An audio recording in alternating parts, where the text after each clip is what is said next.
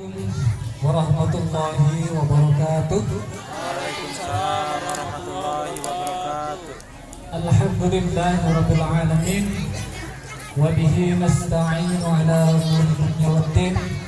Wa ala alihi wa sahbihi ajma'in. Qala rabbi shrah li sadri wa yassir li amri wahlul 'uqdatam min lisani yafqahu qawli. Yang saya muliakan Ustazah Dr. Hajah Siti Sabira MAG dari Samarinda. Yang saya hormati Bapak Ketua BPD beserta anggotanya. Yang saya hormati Bapak Kepala Dusun Bukit Raya. Yang saya hormati para Ketua RT se-Dusun Bukit Raya. Yang saya hormati tokoh agama, tokoh masyarakat se-Dusun Bukit Raya.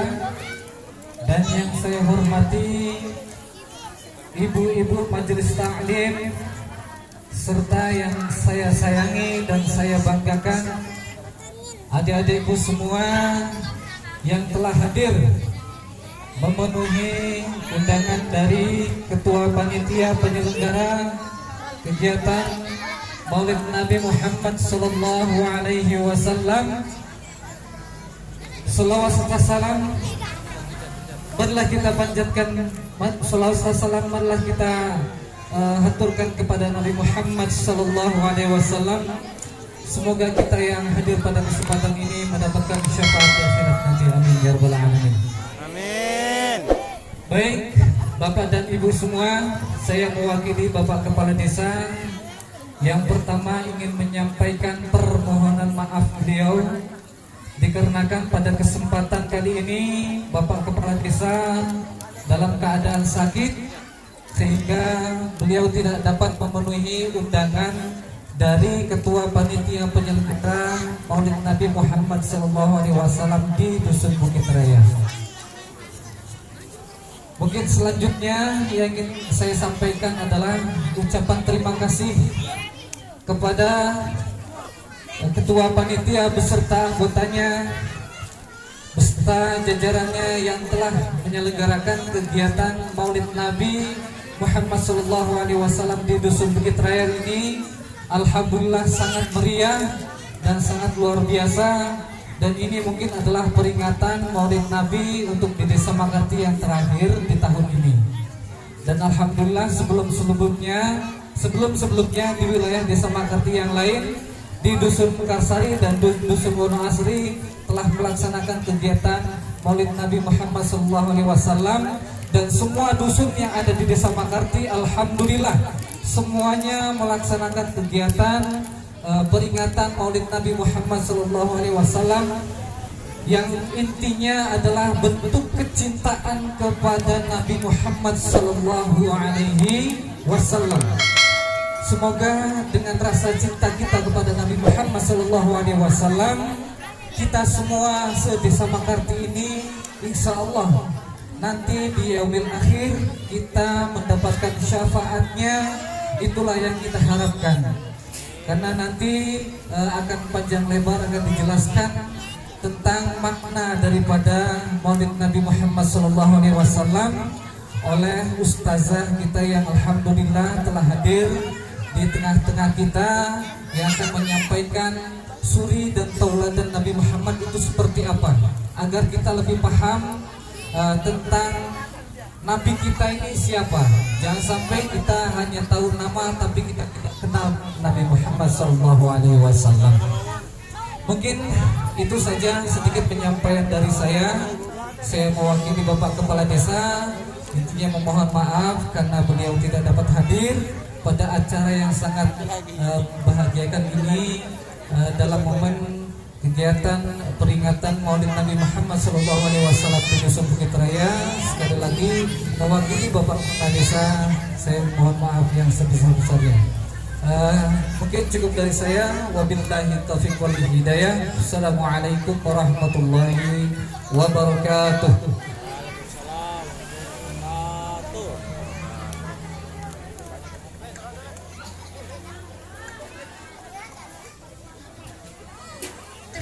masih disampaikan. Selanjutnya, solawat Nabi yang akan dipandu oleh grup Habsyi Al-Balqis Desa Makarti kepada anggota Habsyi Al-Balqis kami silahkan. Bercanda deh. Dimohon kepada seluruh hadirin untuk berdiri. Mahalul qiyam sallallahu ala Muhammad sallallahu alaihi wasallam sallallahu ala Muhammad sallallahu alaihi wasallam. Sallallahu Nabi Muhammad. Ya Nabi salam alaika, ya Rasul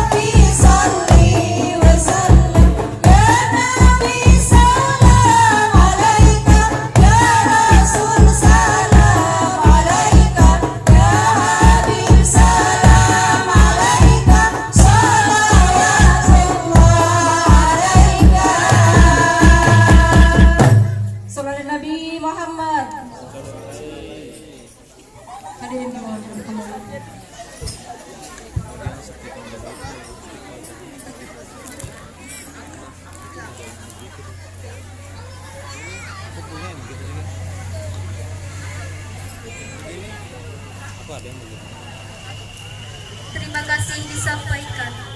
Acara selanjutnya yaitu Hikmah Maulid Nabi Muhammad SAW tahun 1445 Hijriah yang akan disampaikan oleh Ustazah Dr. Hajah Siti Sogiroh MAG.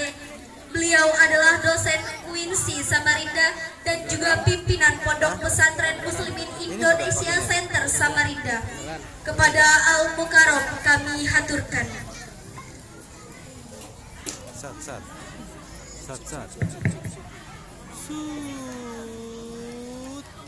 Bismillahirrahmanirrahim. Assalamualaikum warahmatullahi wabarakatuh. Waalaikumsalam warahmatullahi wabarakatuh. Masih ketahuan ada yang ngantuk Bu ya. Assalamualaikum warahmatullahi wabarakatuh. Waalaikumsalam warahmatullahi wabarakatuh. Innallaha witrun yuhibbul witra. Seulang sekali lagi. Assalamualaikum warahmatullahi wabarakatuh.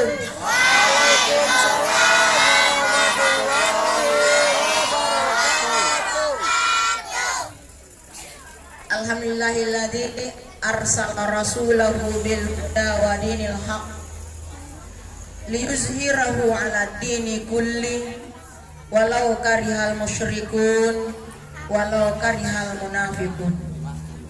Wassalatu wassalamu ala rasulillah sayyidina Muhammadin wa ala alihi wa ashabihi ajmain, amma ba'd. Bapak Kepala Desa Makarti Kecamatan Marangkayu atau pejabat yang mewakili yang kami hormati, bapak-bapak tokoh agama, tokoh masyarakat, ibu-ibu, para anggota majelis taklim, anggota habsyi, serta anak-anakku semua yang hadir. Alhamdulillah pada siang menjelang sore ini kita sempat bermuajahah, kita sempat bersama-sama di tempat ini dalam rangka peringatan Maulid Nabiullah Muhammad Sallallahu Alaihi Wasallam. Salam dan salawat kepada Rasulullah yang pada hari ini kita peringati maulidnya, yang pada hari ini kita tunjukkan rasa cinta kita kepadanya. Beliaulah yang mengeluarkan kita dari alam yang penuh dengan kegelapan, bukan karena tidak ada alat penerang pada waktu itu, bukan karena tidak ada sinar matahari yang memancarkan cahayanya, bukan karena tidak ada bulan dan bintang pada malam harinya, tapi pada masa itu dikenal dengan masa jahiliyah. Dan Rasulullah mengeluarkan kita dari kegelapan itu menuju ke alam yang terang benderang, penuh dengan hidayah, penuh dengan petunjuk yang dibawa oleh Rasulullah Sallallahu Alaihi Wasallam. Bapak-bapak dan ibu-ibu yang kami hormati, saya yakin dan percaya di antara bapak-bapak dan ibu-ibu mungkin bukan hari ini merupakan peringatan Maulid yang pertama dihadiri. Tidak menutup kemungkinan ada yang kedua kalinya, yang ketiga kalinya, yang keempat kalinya. Kenapa demikian? Kenapa sering kita menghadiri Maulid Rasulullah? Bukan hanya sekedar ingin menghadiri acara seremonial, akan tapi merupakan wujud rasa cinta kita kepada Rasulullah Muhammad Sallallahu Alaihi Wasallam.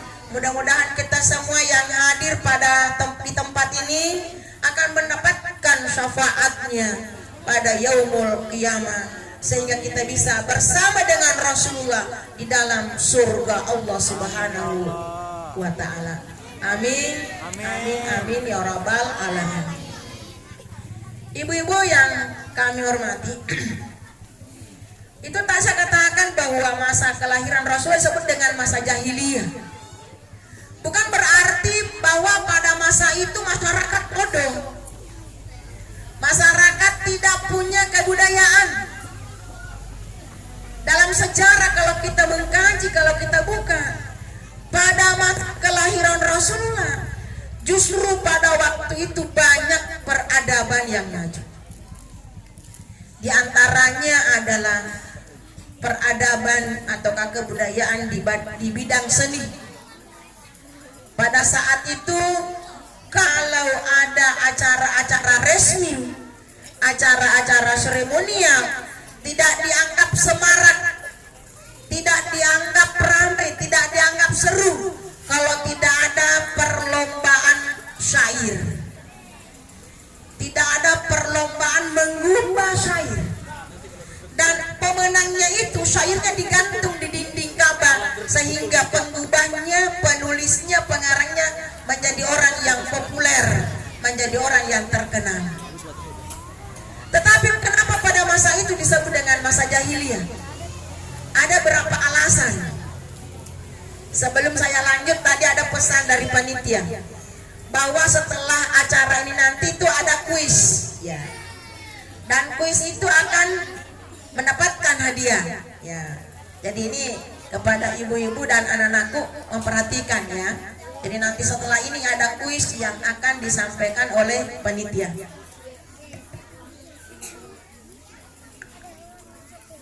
Dan siapa kalau nanti jawabannya benar itu akan mendapatkan hadiah. Yang pertama, apa ciri yang ada pada waktu itu, pada masa kelahiran Rasulullah yang disebut dengan masa jahiliyah? Yang pertama, pada waktu itu konsep ketuhanan tidak jelas. Tidak jelas siapa Tuhan manusia. Kenapa? Karena mereka menyembah berhala. Mereka menyembah patung. Tentu bukan hanya 1-2 patung, banyak. Jadi tidak jelas siapa Tuhan di antara mereka. Dan Tuhan mereka itu adalah sesuatu yang dia buat sendiri. Dia yang bikin sendiri. Misalnya ada yang dibentuk gajah, dari rumah disusun, dirangkai, campur anggur, kemudian disitulah nanti dia menyembah, dia minta-minta. Setelah dia minta, dia makan. Jadi dia bisa makan Tuhan. Nah, ini.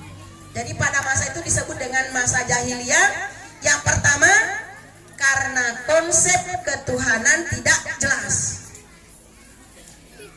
Yang kedua, pada masa itu kaum perempuan tidak ada nilainya. Jadi wajar aja setiap ada acara maulid selalu yang ramai itu adalah perempuan. Kenapa? Karena kita ini perempuan merasa sangat bersyukur dengan kehadiran Rasulullah Muhammad Sallallahu Alaihi Wasallam. Pada masa jahiliyah, perempuan itu diibaratkan daun pisang. Kalau hujan dicari untuk pelindung. Setelah hujannya berhenti, daun pisangnya dibuang di sembarang tempat. Dan siapa yang lewat dia bisa menginjaknya. Bahkan pada masa itu perempuan dianggap aib. Perempuan dianggap sumber fitnah. Jadi banyak orang-orang bangsawan, tokoh-tokoh Arab Quraisy merasa malu kalau punya anak perempuan. Sehingga pada waktu itu kalau ada seorang ibu melahirkan dan diketahui bahwa anaknya atau bayinya adalah perempuan, maka itu diambil dan dikubur hidup-hidup. Rasulullah Shallallahu Alaihi Wasallam datang mengangkat harkat dan martabat kaum perempuan. Kemudian bahkan di dalam Al-Quran, bahkan di dalam berbagai hadis, Rasulullah Shallallahu Alaihi Wasallam menyebutkan bagaimana agama Islam terhadap perempuan itu. Rasulullah SAW bersabda, ma akramun nisa illa karim. Tidak ada yang memuliakan perempuan itu kecuali laki-laki yang mulia juga. Jadi siapa laki-laki yang menghormati perempuan, menghargai perempuan, menghargai istrinya, memuliakan istrinya, tidak memandang istri sebagai pembantu, tidak memandang istri sebagai budak, maka dialah yang dimaksud Rasulullah sebagai orang yang mulia. Kenapa Rasulullah mengungkapkan seperti itu? Karena pada saat itu laki-laki merasa malu kalau punya anak perempuan. Kalaupun ada perempuan yang diberi kesempatan hidup, itu hanya dijadikan sebagai pemuas hawa nafsu. Bapak-bapak dan ibu-ibu yang kami hormati, jadi kita sangat bersyukur dengan datangnya Rasulullah Shallallahu Alaihi Wasallam, diutus oleh Allah akan mengangkat harkat martabat manusia dan juga khususnya kaum perempuan. Kemudian Rasulullah Shallallahu Alaihi Wasallam diutus oleh Allah sebagai rahmatan lil alamin. Wa ma arsalnaka illa rahmatan lil alamin. Jadi Rasulullah itu adalah menjadi rahmat bagi seluruh alam, bukan hanya saja kepada manusia, tapi kepada binatang, kepada tumbuh-tumbuhan, kepada seluruh makhluk. Rasulullah SAW menjadi rahmat baginya. Rasulullah SAW menjadi suri teladan, karena pada masa kelahiran Rasulullah, orang krisis figur yang dijadikan sebagai contoh, yang dijadikan sebagai teladan, yang dijadikan sebagai panutan yang bisa mengantarkan orang bahagia dunia dan akhirat, maka Allah Subhanahu wa taala mengutus Rasulullah Muhammad sallallahu alaihi wasallam. Seperti tadi ayat yang dibacakan oleh anak-anak kita. Laqad kana lakum fi Rasulillahi uswatun hasanah. Telah kamu miliki pada diri Rasulullah uswatun hasanah.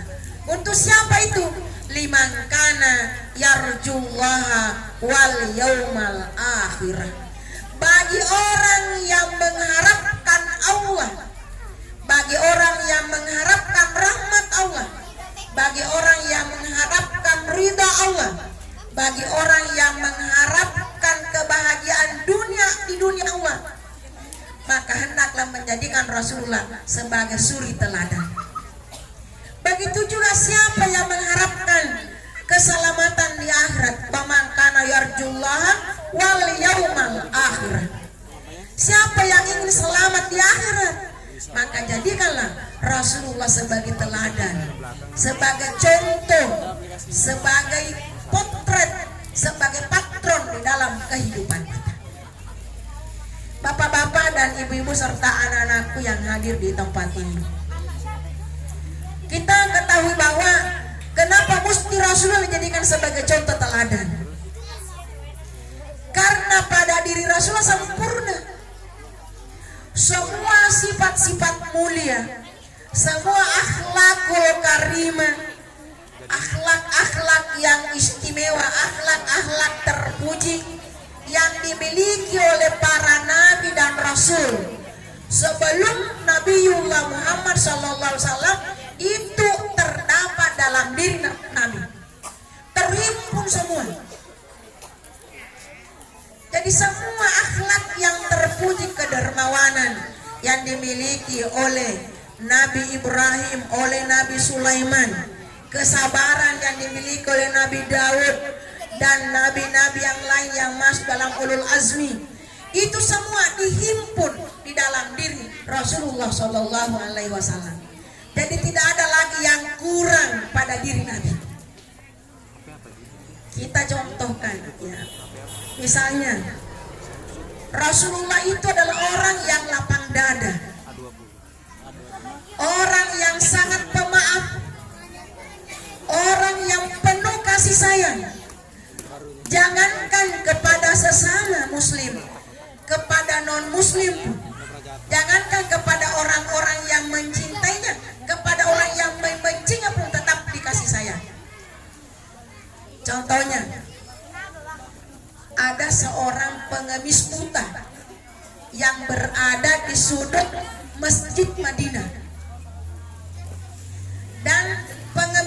itu beragama Yahudi. Setiap dia duduk, tidak pernah berhenti di mulutnya mencela Rasulullah. Apa dia katakan? Muhammad itu orang gila. Muhammad itu tukang sihir. Muhammad itu pembawa bencana. Pokoknya semua ucapan-ucapan yang mencela Nabi diucapkan oleh mulutnya. Dan setiap Nabi lewat pasti dengarkan itu. Tapi apa yang dilakukan oleh Nabi? Bukan menegurnya, bukan membalasnya, tapi Nabi setiap lewat dia menyuapi pengemis buta itu dengan makanan yang sudah dilembuti oleh Nabi. Karena melihat pengemis ini mungkin tidak kuat mengunyah, maka Nabi itu sebelum menyuapi pengemis itu, dia menghaluskan dulu itu makanan. Setiap hari Nabi lakukan itu. Dan anehnya, setiap Nabi menyuapi, dia memaki-maki Nabi. Muhammad itu orang gila. Muhammad itu penyihir. Pokoknya sambil mengunyah, sambil menyebut semua kejelekan-kejelekan yang dia nisbatkan kepada Nabi. Muhammad itu sumber fitnah. Tapi Nabi diam aja. Bahkan Nabi tersenyum. Dia suapi terus. Itu berlangsung berapa tahun lamanya. Nah, pada saat Rasulullah wafat, maka pengemis ini mencari-cari, menunggu-nunggu ke orang yang sering menyuapi saya itu dengan penuh kelembutan, dengan penuh kasih sayang, kok nggak ada lagi. Dan pas pada waktu itu Aisyah mengingatkan Sayyidina Abu Bakar, wahai ayah, ada seorang pengemis itu di sudut pasar Madinah. Itu pekerjaan Nabi itu adalah selalu menyuapinya setiap hari, sekalipun orang itu memaki-maki Nabi. Karena Abu Bakar sangat sayang kepada Rasulullah, sangat rindu kepada Rasulullah, sekalipun Rasulullah telah tidak ada, rasa cintanya, rasa rindunya itu kepada Nabi diwujudkan dengan meneruskan kebaikan yang pernah dilakukan oleh Nabi. Maka datanglah Abu Bakar menyuapi pengemis itu. Pengemis itu marah. Siapa kamu? Saya adalah orang biasa. Bukan. Tidak seperti itu cara orang yang biasa yang datang menyuapi saya. Kamu siapa? Menangis Abu Bakar, nangis. Kamu begitu kasar. Makanan yang usapan kepada saya hampir saya tidak bisa mengunyahnya. Sedangkan orang yang biasa menyuapi saya itu sangat lembut. Aku tidak susah kalau ingin aku mengunyah makanan itu. Abu Bakar sambil menangis, dia menjawab, saya adalah Abu Bakar. Saya sahabatnya.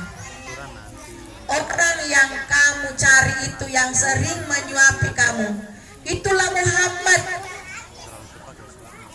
Dan sekarang telah tiada, telah wafat. Langsung tersentak pengemis buta itu. Apakah orang yang sudah menyuapi aku ini itu yang selalu memaki-maki? Dan dia pun tidak pernah menegurku satu kali pun, tidak pernah membalas kejahatanku. Dia menangis terseduh-seduh. Dan pada saat itulah dia mengucapkan 2 kalimat syahadat. Itu Rasulullah Shallallahu Alaihi Wasallam. Begitu tinggi rasa kasih sayangnya.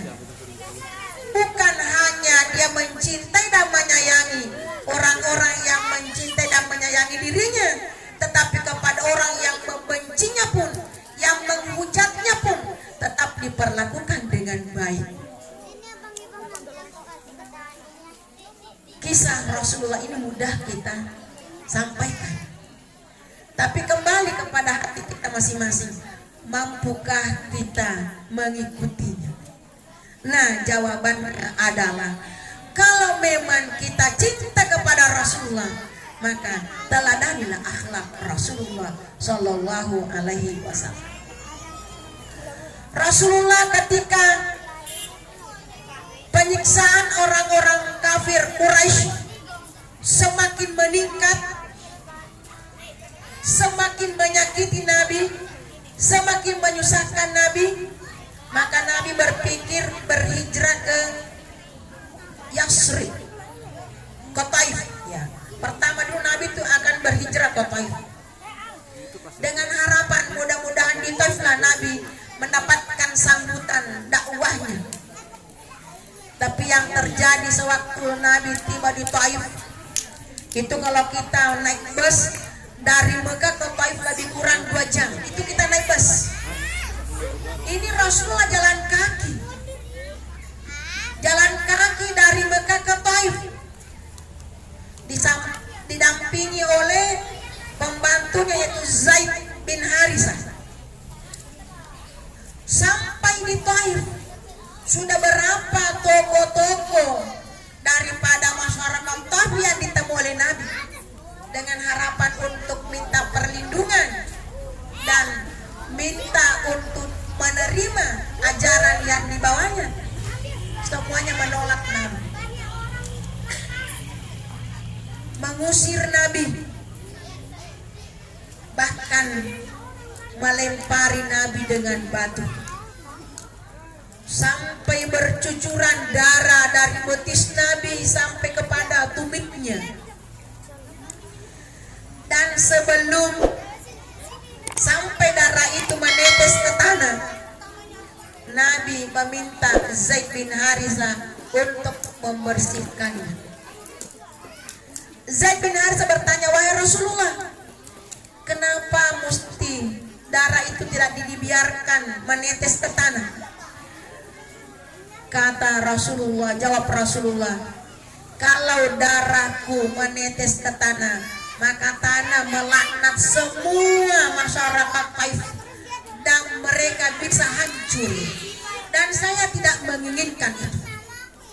Maka berusahalah Nabi untuk selalu bagaimana supaya darah itu tidak sampai menetes ke tanah. Begitu sayangnya Nabi kepada umatnya, sekalipun umatnya benci kepadanya. Kemudian sewaktu Nabi hingga di satu tempat istirahat, datanglah malaikat Jibril. Wahai Muhammad, sekarang malaikat penjaga gunung Taif sudah siap. Kalau kamu ingin semua gunung-gunung yang ada di Taif ini diratakan dengan tanah, menimpa semua orang-orang yang menyiksamu, maka malaikat penjaga jabal, malaikat penjaga gunung sudah siap. Apa jawaban Rasulullah? Jangan Jibril, jangan. Kalau bukan dia yang beriman saat ini, saya mengharapkan keturunan yang nanti yang beriman. Nabi berdoa, Allahumma hdi qaumi fa innahum la ya'lamun. Ya Allah, berikanlah petunjuk kepada umatku, berikan petunjuk kepada kaumku. Mereka berbuat seperti itu, menyiksaku, melempari aku batu, mengusirku karena mereka tidak paham, mereka tidak tahu. Kalaupun mereka tidak tahu, mudah-mudahan nanti anak keturunannya menjadi orang yang beriman. Amin. Maka sekarang itu Taif penduduknya menjadi 100% adalah beriman. Dan itu menjadi daerah yang subur di daerah Arab Saudi. Kalau kita dari Mekah ke Madinah sampai tembus, subur itu ada di Taif. Begitu sayangnya Rasulullah SAW kepada umatnya. Bapak-bapak, ibu-ibu dan anakku semua, kira-kira kalau kita ada yang berbuat jahat, Kalau di tandus masih. kemudian ada orang yang menawarkan untuk membantu kita membalas orang yang berbuat Mungkin kita langsung mengatakan, ya oke, musnahkan mereka, jangan sisa mereka. Tapi Rasulullah SAW tidak seperti itu. Banyak hal yang membuktikan bahwa Rasulullah SAW adalah orang yang penuh kasih sayang. Kenapa? Rasulullah memiliki dada yang lapang. Makanya di dalam hadis-hadis itu, kalau kita buka, ada beberapa riwayat yang menjelaskan bahwa Rasulullah SAW sendiri selalu memagari dirinya dari berbagai perbuatan buruk. Karena itu manusia ada dua yang selalu kita minta di dunia ini. Bu, apa yang selalu ibu harapkan di dunia ini? Dua kan? Yang pertama diberikan kebaikan, yang kedua dijauhkan dari keburukan. Makanya Rasulullah SAW setiap malam selalu memagari dirinya dari berbagai keburukan, baik perbuatan buruk maupun perbuatan buruk dari orang lain dan keburukan dari makhluk yang lain. Kata Aisyah dalam beberapa riwayat, Rasulullah itu setiap malam kalau mau tidur selalu merapatkan ini tangannya. Baru Nabi membaca surah Al-Ikhlas, surah Al-Falaq, surah An-Nas. Kemudian setiap selesai Nabi menyiapkan tangannya, baru menyiapkan kepada kepalanya dan ke seluruh tubuhnya sampai di mana bisa dijangkau tangannya. Itu dilakukan oleh Nabi 3 kali. Dan itulah juga yang dilakukan oleh Aisyah. Rasulullah memesan Aisyah, jangan kamu tidur sebelum membaca surah Al-Ikhlas, surah Al-Falaq, surah An-Nas. Apa itu surah Al-Ikhlas? Anak-anakku, apa itu surah Al-Ikhlas? Qul huwallahu ahad, Qul a'udzu birabbil falaq, dan Qul a'udzu birabbin nas. Itu dibaca.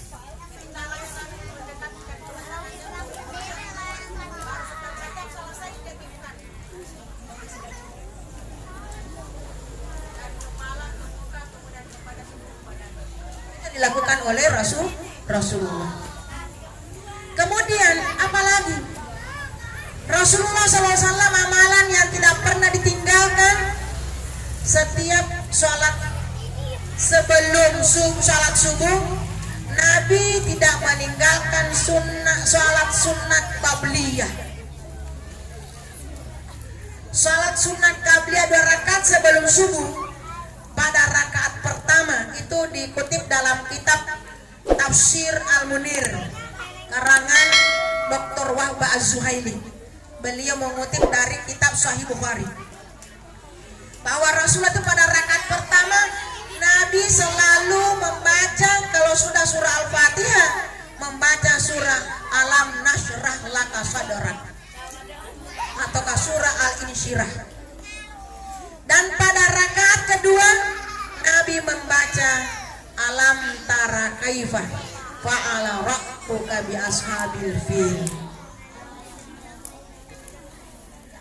Ada juga pendapat ulama menemukan bahwa Nabi kadang juga pada rakaat pertama itu dia membaca Qul ya ayyuhal kafirun, dan pada rakaat kedua dia membaca surah Al-Ikhlas atau Qul huwallah. Maka Syekh Abu Bakar Al-Fattah itu menggabung. Pada rakaat pertama dia baca Al-Fatihah, kemudian disambung surah Alam Nashrah Laka Sadrak, kemudian Qul ya ayyuhal kafirun. Pada rakaat kedua dia baca Alam Tara Kaifa, Al-Fatihah, Alam Tara Kaifa, kemudian Qul huwallahu ahad. Apa hikmahnya? Apa hikmahnya Rasulullah SAW membaca surah Al-Insyirah? Apa makna yang terkandung di dalam surah Alam Nashrah Laka Sadrak? Alam Nashrah Laka Sadrak. Bukankah kami telah melapangkan dadamu Muhammad?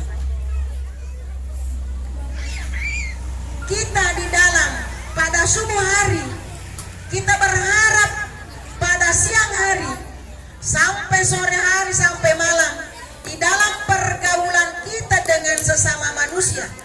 Dan di dalam menghadapi pekerjaan kita, tentu kita butuh kelapangan dada. Tidak semua orang yang ibu-ibu temui, bapak-bapak yang temui, yang kita bergaul dengannya pada siang hari, pada sore hari, pada malam hari, semua sikapnya menyenangkan hati kita. Ada yang menyenangkan, ada yang menggembirakan, ada yang membahagiakan, tapi ada juga yang menyakiti hati, ada juga yang menyinggung perasaan. Bahkan tidak jarang ada yang menghujat kita. Kalau bukan sejak kita bangun tidur berniat memohon kepada Allah dilapangkan dada, maka pada siang hari susah kita mendapatkan ketenangan dan kenyamanan. Tapi kalau kita dari sejak subuh kita sudah bekali hati ini dengan kelapangan dada, dengan bermohon kepada Allah, maka menghadapi pekerjaan mungkin ada kesulitan, ada sesuatu yang memberatkan, tapi semuanya itu bisa kita terima, bisa kita hadapi dengan lapang dada. Kenapa? Allah Subhanahu wa Ta'ala telah melapangkan dada kita. Bahkan di dalam surah Al-Insyirah ada optimisme di situ, ada harapan buat kita. Fa inna ma'al usri yusra, inna ma'al usri yusra. Sesungguhnya kesulitan itu disertai dengan kemudahan. Diulangi lagi oleh Allah, 2 kali al-usr, 2 kali juga yusr. Dalam bahasa Arab, kaidah bahasa Arab, al-usr itu namanya isim ma'rifah beralif lam. Inna ma'al usri, itu 2 kali. Berarti dalam hidup kita boleh jadi bisa kita menghadapi ataukah mengalami 2 kali kesulitan, tapi kesulitan yang sama. Tapi ketika Allah menyambung ayat itu, inna ma'al usri yusra, yusran itu dalam bahasa Arab adalah isim nakirah, tidak beralif lam. Di dalam kaidah, kalau ada isim nakirah diulangi 2 kali, maka itu menunjukkan isim nakirah yang pertama berbeda dengan isim nakirah yang kedua. Artinya boleh jadi dalam kehidupan kita menghadapi suatu kesulitan, tapi insya Allah Allah menyiapkan 2 kemudahan. Di dalam hidup ini terkadang suatu bencana atau musibah yang menimpa kita itu remeh, ringan, tapi terasa rumit ataukah terasa berat. Kenapa? Karena tidak ada kemudahan diberikan oleh Allah. Ada juga kalanya suatu masalah kita hadapi itu sebenarnya masalah besar, masalah berat, tapi kita bisa dapatkan solusinya dengan mudah. Kenapa? Karena bantuan dari Allah Subhanahu wa Ta'ala. Karena itulah setiap hari kita harus selalu melapangkan dada kita, supaya apa yang telah ditetapkan oleh Allah Subhanahu wa Ta'ala bisa kita terima dengan ridha, bisa kita terima dengan ringan, dan masalah-masalah kehidupan yang kita hadapi diringankan oleh Allah Subhanahu wa Ta'ala, sekalipun kelihatannya berat oleh orang lain. Sering kita melihat ada orang yang sakit, kasihan, sudah bertahun-tahun sakit, tidak bisa bangun, tidak bisa jalan. Kita yang merasa berat, yang merasa kasihan melihatnya, tapi boleh jadi orang yang sakit itu biasa-biasa saja, tidak terlalu berat baginya. Kenapa? Karena diberikan kemudahan, diberikan keringanan oleh Allah, diberikan kelapangan dada oleh Allah untuk menjalani apa ujian yang diberikan oleh Allah Subhanahu wa taala. Bapak-bapak dan ibu-ibu yang kami hormati. Jadi Rasulullah Shallallahu alaihi wasallam mengajarkan kepada kita bahwa kunci ketenangan, kunci ketentraman adalah memiliki lapang dada. Dengan lapang dada kita bisa bersabar. Dengan kelapangan dada kita bisa reda menerima takdir dan ketentuan dari Allah Subhanahu wa taala. Dengan kelapangan dada kita bisa merasa ringan menjalankan berbagai kewajiban yang menurut orang lain kelihatannya berat, tapi karena kelapangan dada yang diberikan oleh Allah kita bisa melakukannya dengan ringan. Contoh kecil pada saat ini, bagi orang yang tidak diberikan kelapangan dada oleh Allah, ngapain kita mau duduk di sana? Waktu tidur, waktu istirahat, tempatnya tidak ada AC-nya, bisa merasa panas. Itu pikiran orang yang tidak diberikan lapangan dada. Kenapa bapak-bapak dan ibu-ibu serta anak-anakku semua bisa kita bertahan di sini? Karena kita mendapatkan kelapangan dada dari Allah Subhanahu wa taala. Sekalipun waktu tidur kita ngantuk, kita rasa nggak, kita tahan rasa ngantuk itu. Kenapa? Karena ada lapang dada. Ketika ibu-ibu di dalam rumah memasak, mencuci, mau menyapu, mana mau urus anak, mana mau urus suami, kalau tidak lapang dada pasti mulut selalu ngomel. Ngomel terus. Tapi karena lapang dada, wah, kita bangun tidur, sholat tahajud, sudah sholat tahajud, masuk waktu subuh, sholat subuh, naikkan panci di kompor, nyalakan mesin cuci, duduk cuci piring. Hanya mungkin hanya 45 menit semuanya sudah selesai, ya kan Bu? Kenapa demikian? Lapang dada. Padahal sudah cuci piring, sudah mencuci, sudah memasak, sudah bikin teh. Berapa pekerjaan jadi? Boleh jadi suami kita belum ada pekerjaan yang selesai. Kita sudah selesai baru itu belum jam 6, sudah selesai. Kenapa? Tetap kita enjoy, senyum-senyum, Pak. Ayo Pak minum teh. Itu kenapa? Karena ada lapang dada.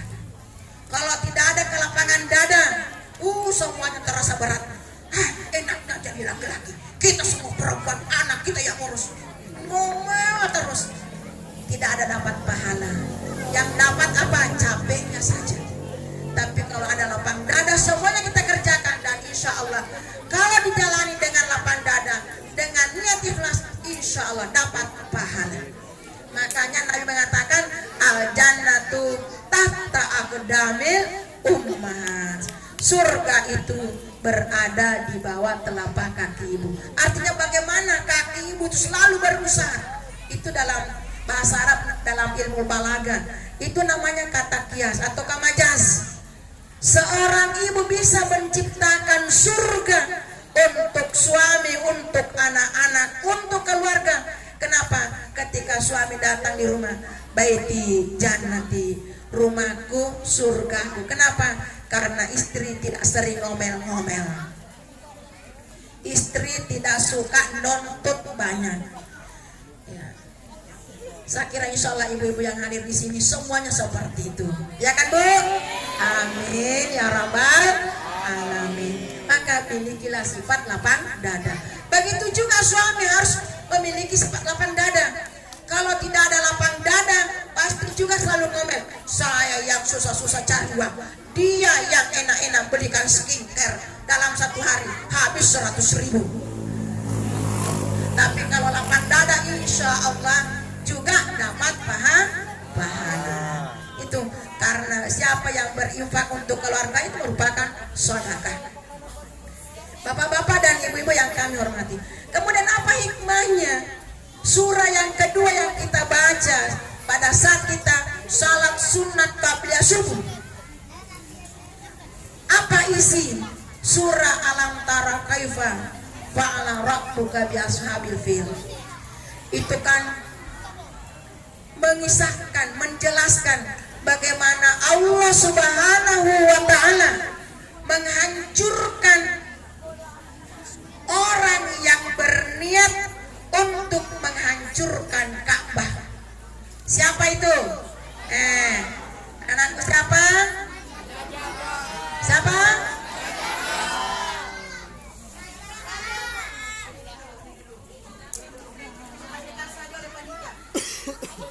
Siapa pasukan siapa yang mau menghancurkan Ka'bah?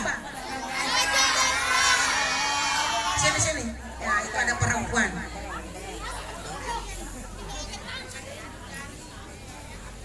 Kasih mic di sini, kasih mic loh di bawah nih nak. Kasih mic satu. Abraha. Mana panitia, Bu?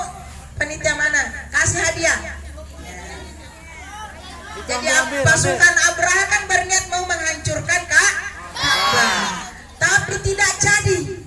Sebelum dilakukan itu dihancurkan oleh Allah dengan burung ababil yang membawa batu kerikil.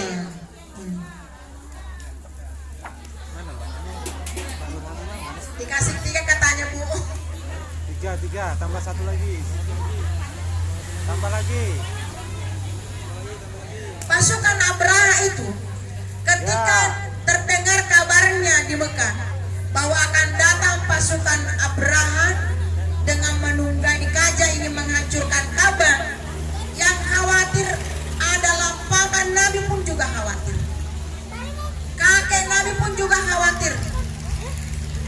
Tapi Allah Subhanahu wa taala menurunkan burung ababil dengan membawa batu kerikil dari neraka menghancurkan mereka.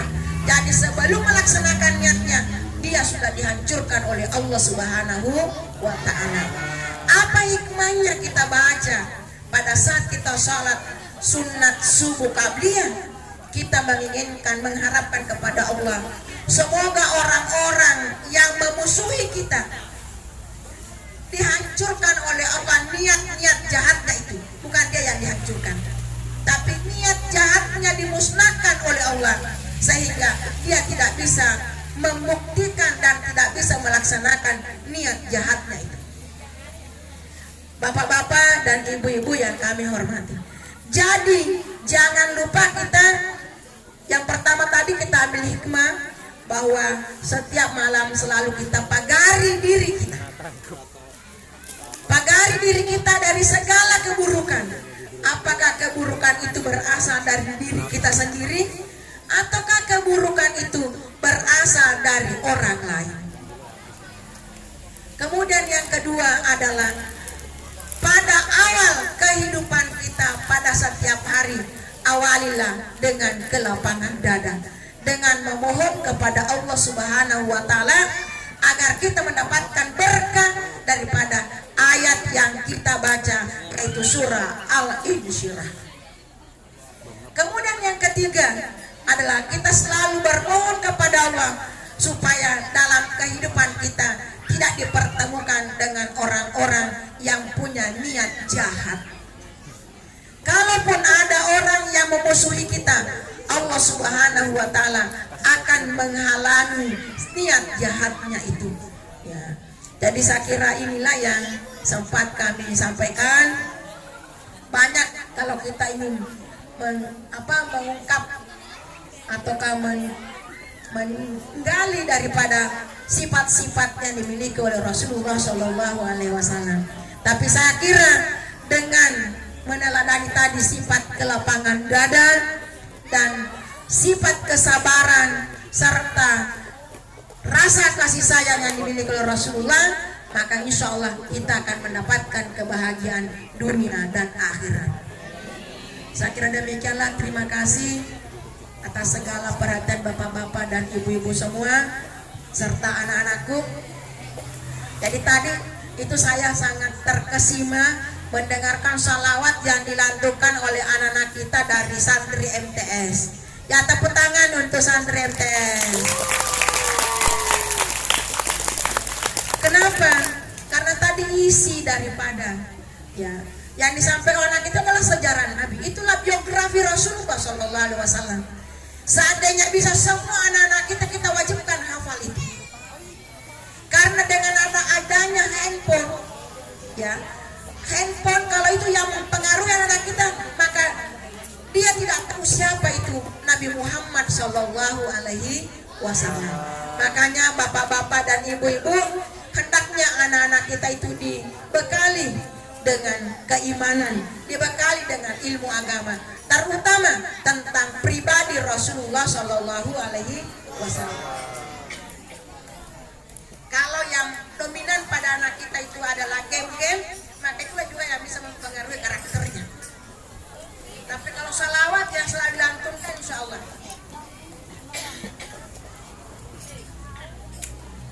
Saya kira demikianlah, mohon maaf atas segala kekurangan. Akhir kalam, hadanallahu wa iyyakum ajmain. Assalamualaikum warahmatullahi wabarakatuh.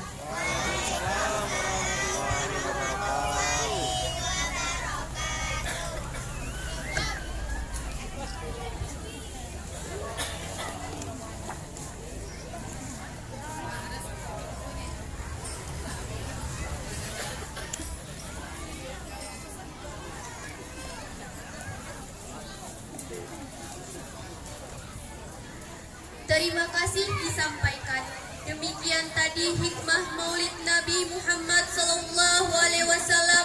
Semoga kita semua dapat meningkatkan ketakwaan kepada Allah Subhanahu Wa Taala dan semakin cinta kepada Rasulullah Sallallahu Alaihi Wasallam dengan menjadikan beliau sebagai suri tauladan bagi kita semua. Amin. Acara berikutnya adalah doa kepada yang terhormat Bapak Ustadz Ahmad Jauhari SPDI. Mohon kiranya untuk dapat memimpin doa.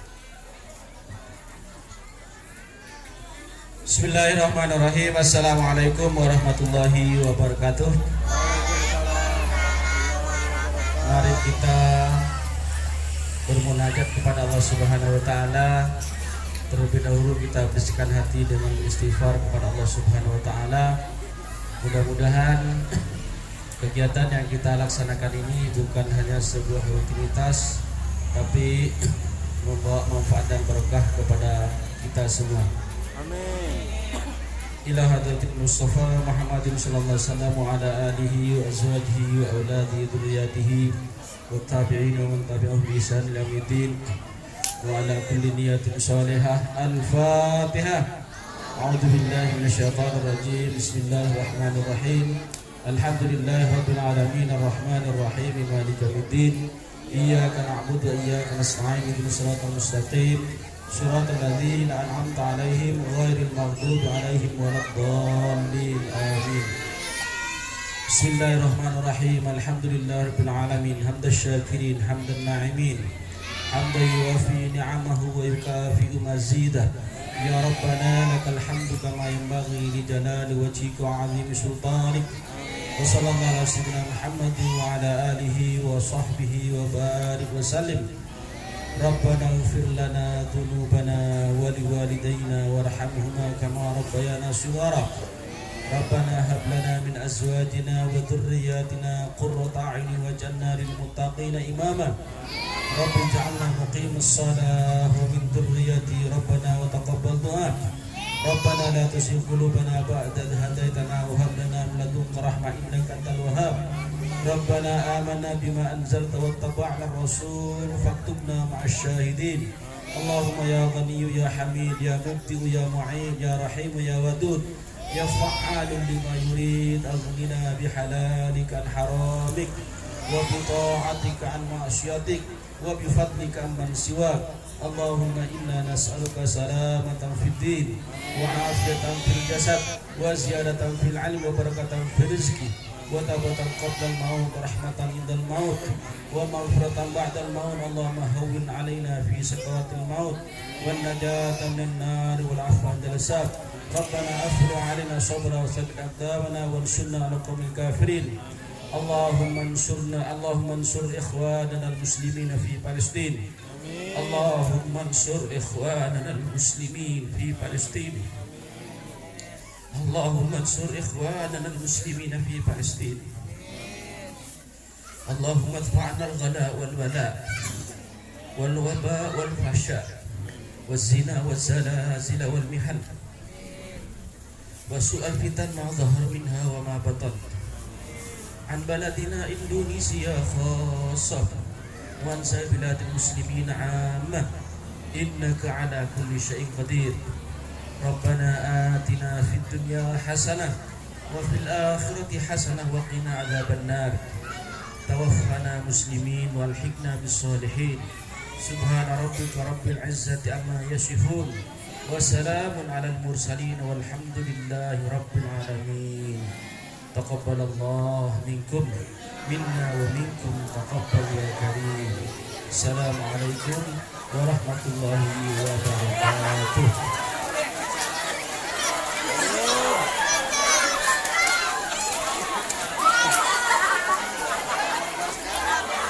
Belum, aduh. Duduk lagi. Terima kasih disampaikan. Para hadirin yang berbahagia, sampailah kita pada penghujung acara yaitu penutup. Marilah kita tutup dengan lafal hamdalah bersama-sama. Alhamdulillahirabbil alamin. Demikian acara demi acara telah kita lalui bersama. Jika ada kesalahan dan kekurangan, sesungguhnya hal tersebut di luar kehendak dan kemampuan kami.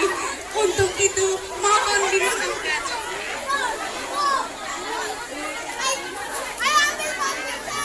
Antusias sekali guys. Sangat berbahagia sekali ini ya. Sebelum kami tutup dengan salam, izinkan kami berpantun terlebih dahulu. Bunga di dapur asmara, Cakep. anak dusun pasang pelita. Cakep. Kalau tersilap tutur bicara, jemari disusun maaf dipinta. Akhir kata, wabillahi taufiq wal hidayah. Summa assalamualaikum warahmatullahi wabarakatuh. Waalaikumsalam warahmatullahi wabarakatuh.